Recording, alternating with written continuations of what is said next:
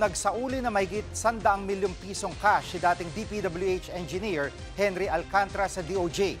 Ayon kay Acting DOJ Secretary Frederick Vida, bahagi ito ng 300 milyong pisong kickback ni Alcantara sa manumalyang flood control projects. Ang natitirang balanse ay babalik daw ni Alcantara sa susunod na buwan. Dadalhin ang sinauling pera sa Bureau of Treasury. Nauna nang sinabi ni Alcantara na handa siyang magsauli ng pera at ari-arian para makakuha ng proteksyon mula sa gobyerno. Pero ayon sa DOJ, kailangan pang matiyak na ilalahad ni Alcantara ang buong katotohanan.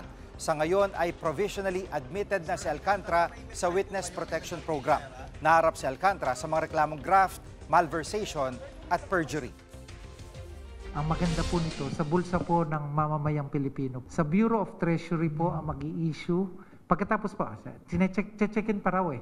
Kung may counterfeit, kung kulang yung bilang and everything, may proseso ang land bank. Pagkatapos nun, mag-i-issue ng official receipt ang Bureau of Treasury. Mga kapatid, Jig Manikad po, pagdating sa mahalagang balita sa loob at labas ng bansa, dapat una sa lahat, mag-follow at mag-subscribe na sa social media pages ng News 5.